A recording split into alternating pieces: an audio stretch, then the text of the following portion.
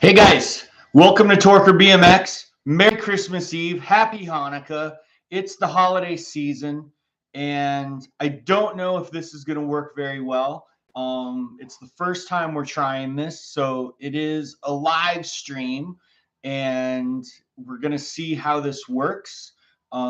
Yesterday, when we were going through some stuff here in the office, I was talking with Kylie about how a lot of people have been talking about the fact that everybody's been talking about the demise of GT and how there was a live stream put up by Shad over at Goods BMX where he was talking about the BMX brands that have come before and the BMX brands that we've lost.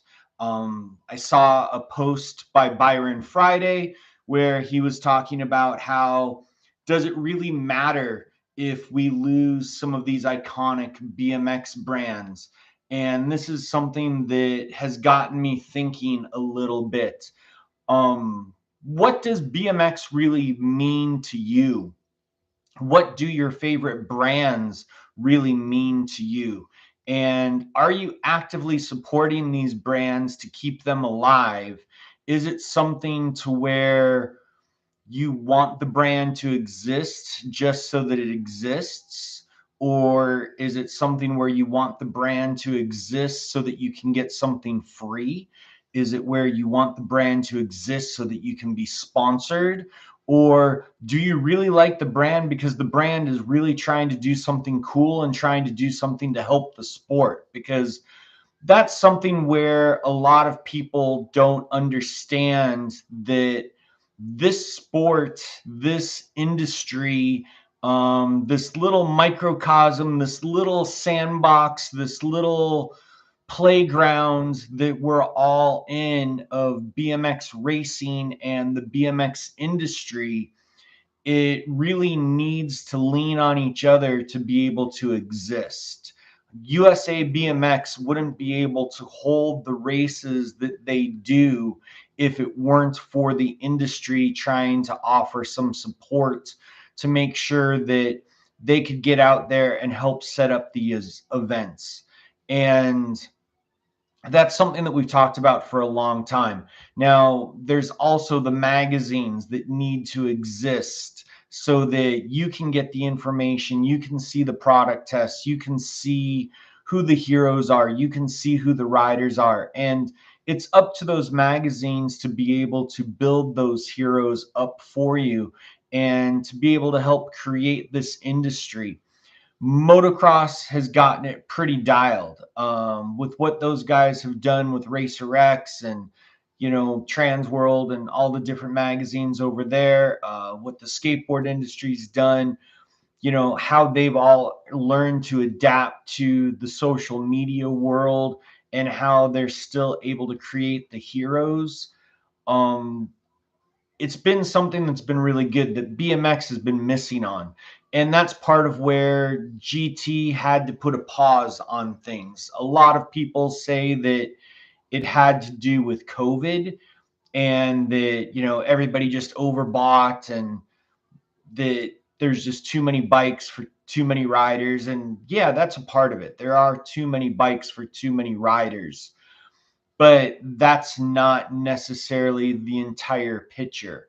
The entire picture is that we as riders and we as industry need to make sure that there's more people out there having fun and that the industry really needs to support that fact and make sure that more and more kids and more riders are out there having fun on their bikes and enjoying what they're doing, and that it's not just a money making venture that a lot of people think it is.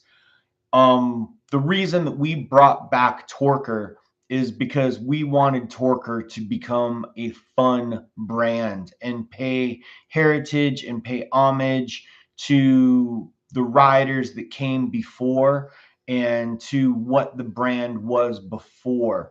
Because in my opinion, and that is what everybody has is their own opinion, the brand went off track at some point.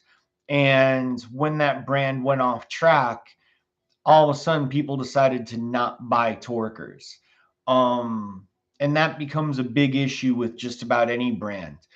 You know, you'll see the brand has a good trajectory and it's moving along in a good direction.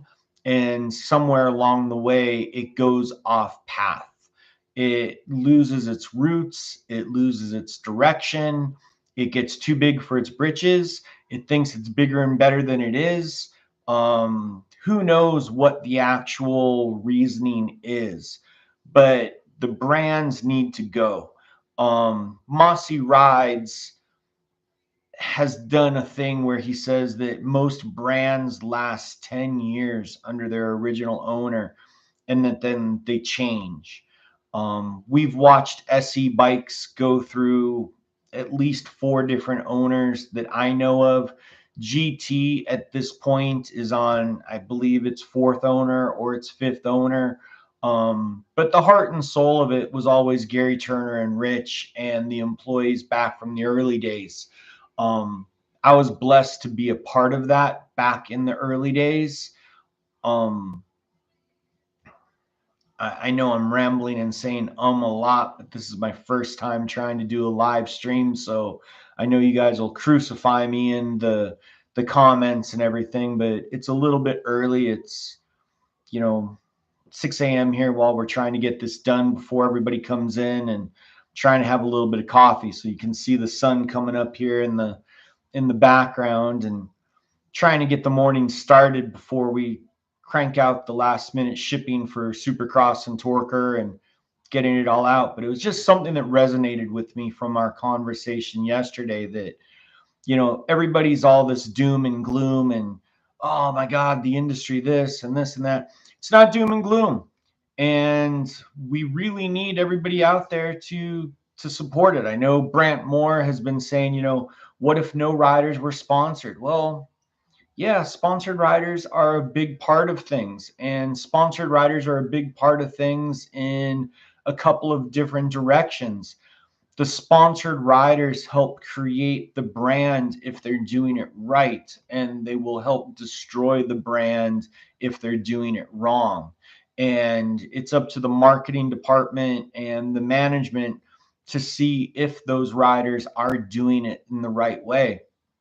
And riders, they'll go off course. They'll have life changes. Things happen, and that's okay, because this is a youth sport, and you figure a lot of the riders that you guys are looking at and wanting to see succeed, you know, they're turning pro when they're 18 years old, 17, 18, 19 years old, and they'll have a good couple of years, but then real life hits in. And everybody thinks that this industry should be paying them $1 million a year and that they should have that. The problem is there's not that many active riders. And if there's not that many active riders, there's not that many active people that are actually buying product. And if there's not that many people that are actually buying product, then you can't pay the riders a lot of money. It's just simple economics. I mean, it's just basic business 101. You know, Chris Moeller has spelled it out really good that, you know, hey, I'd love to pay those riders a lot of money, but they need to sell some product. They need to move product out the door. And if the product's not moving out the door, well, then we can't pay the riders. So it's really this big catch 22. And we don't want to see brands going away, especially brands that have been trying to do it right. And I'm not sure where I was going with this, and this is a 10-minute live stream that we're at right now, and I've got to get things going, but I didn't want to say goodbye to GT, and I didn't want to see everybody saying that GT was done, because they're not. In their press release, they said they're putting a pause on it, and they're doing what's best for them to come back stronger. And we watched them do that in 2002. We watched them do that in 2008. We watched them do it in 2020. We've seen them do it time and time again, unfortunately. I know that everybody said, hey, go buy a real GT from Craig Turner. Craig Turner is still building GT frames right now. You can go get a chrome moly GT race frame that Craig Turner will build for you. That's Gary's son. That's part of why GT started. Learn a little bit about the GT history and you'll see. Is it a GT? No. Did a lot of my good friends lose some jobs? Yeah. Did a lot of great riders lose their sponsorship? Yes. Was it because of bad management? I don't know. Was it because of overspending? Probably. Do I have any insight on it? Just like any of these other YouTubers that are talking about, why the brand went away? No, none at all. We've got press releases that we can read, and we've got people saying that they were on a Zoom call. And the best thing that we can say is, hey, go ride your bike, go have some fun, enjoy the sport that you've chosen to go enjoy, and just have some fun with your bike. That's what the bottom line is.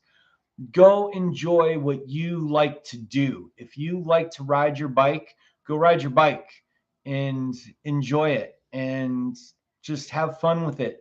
And the brands that you like, help support them and they're going to help support you. So with that, Merry Christmas, Happy Holidays, have fun, enjoy, and we'll see you next year.